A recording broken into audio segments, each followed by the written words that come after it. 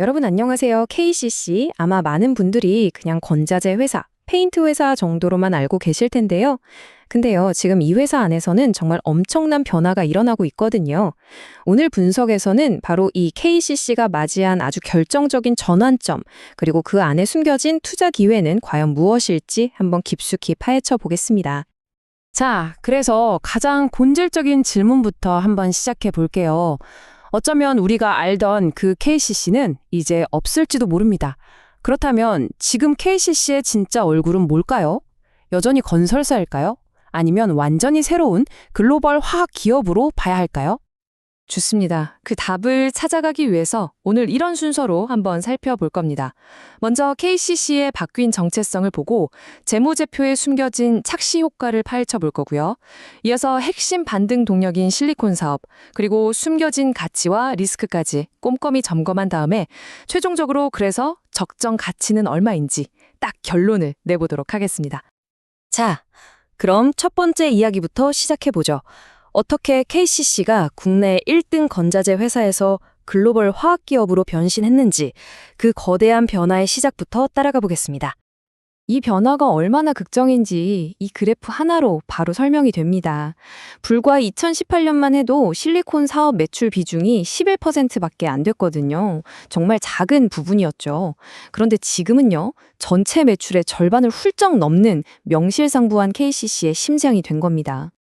이렇게까지 극적으로 바뀔 수 있었던 계기, 그 결정적인 한 방이 바로 2019년에 있었던 글로벌 실리콘 강자 모멘티브 인수였습니다.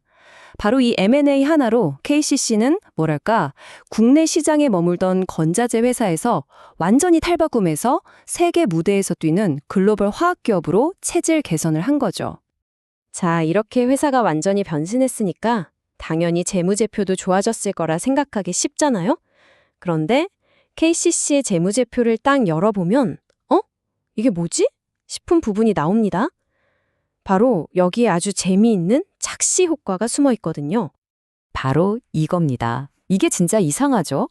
본업에서 버는 돈, 그러니까 영업이익은 줄었는데 회사 전체의 순이익은 무려 371%나 폭증했어요. 아니, 상식적으로 이게 말이 되나요? 완전 모순처럼 보이는데 도대체 어떻게 이런 일이 가능한 걸까요? 그 비밀이 바로 이 착시 효과라는 개념에 있습니다. 그러니까 이 어마어마한 순이익은 페인트나 실리콘을 더 많이 팔아서 번 돈이 아니라는 거예요. 그럼 뭐냐?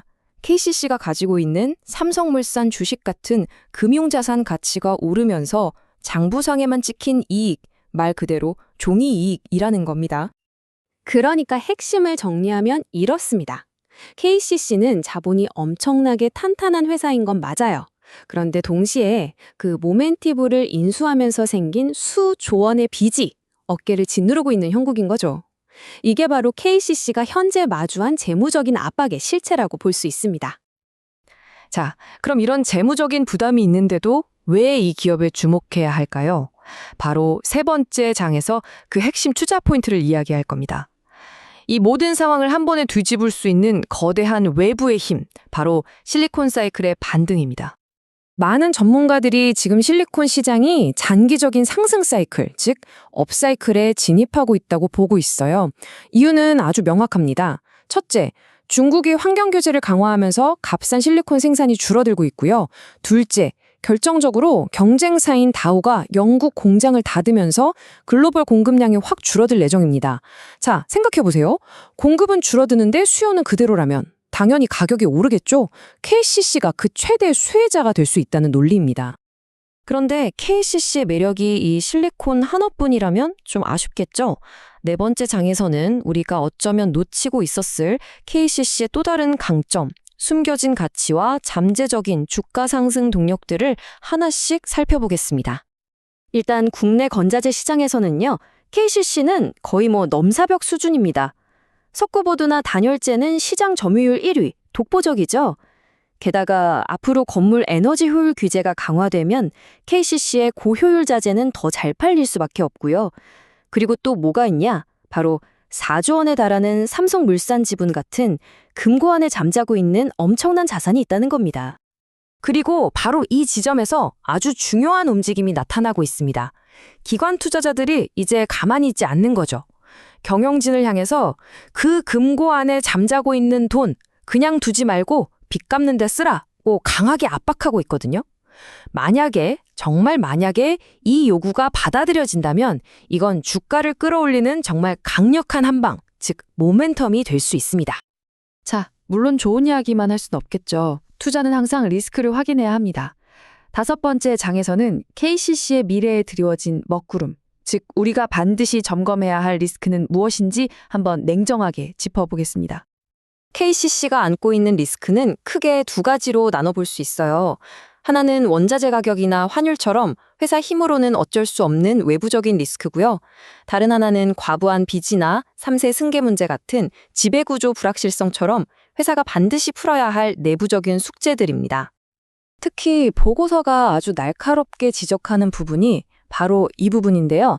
삼성물산 주식을 13년 동안이나 그냥 가지고만 있으면서 생긴 기회비용이 너무 크다. 이건 경영진의 자본 활용 능력에 문제가 있는 것 아니냐라는 시장의 비판입니다. 그리고 바로 이 불신이 오랫동안 KCC의 주가를 짓눌러온 가장 큰 원인 중 하나였죠. 자, 이제 거의 다 왔습니다. 마지막 장인데요. 그럼 이 모든 기회와 리스크를 다 고려했을 때 KCC의 진짜 가치는 과연 얼마로 봐야 할까요? 이제 숫자로 결론을 내릴 시간입니다. 이 그래프를 보시면 KCC가 얼마나 저평가되어 있는지 한눈에 알 수 있습니다. PBR이라는 지표가 있는데 이게 회사의 순자산 가치 대비 주가가 얼마나 되는지를 보여주거든요. 보시다시피 KCC는 경쟁사들보다 훨씬 아주 현저하게 낮은 수준에서 거래되고 있다는 걸 알 수 있죠. 그리고 더 중요한 건 지금의 0.3배라는 PBR 수준이 역사적으로도 거의 바닥에 가깝다는 점입니다. 이게 뭘 의미할까요? 웬만한 나쁜 소식들은 이미 주가에 다 반영이 되어 있어서 여기서 더 크게 떨어질 위험은 상당히 제한적일 수 있다는 강력한 신호로 해석할 수 있습니다. 그래서 결론적으로 이 보고서는요, 각 사업부의 가치를 하나하나 더하는 SOTP라는 방식으로 KCC의 가치를 평가했고요. 투자 의견은 매수, 목표 주가는 보수적으로 잡아도 52만 원을 제시했습니다. 현재 주가와 비교하면 상당한 상승력이 있다고 보는 거죠. 결국 보고서는 이 한 문장으로 모든 걸 압축합니다. 가장 어두운 밤을 지나 새벽을 기다리는 기업. KCC가 그동안 정말 힘든 터널을 지나왔지만 이제 곧 동이 틀 거라는 기대감이 담겨 있는 거죠. 자, 이제 이 분석을 보신 모든 분들에게 질문이 남았습니다. 과연 이 새벽이 오기 직전의 어둠 속에서 여러분은 떠오를 태양에 베팅할 준비가 되셨습니까?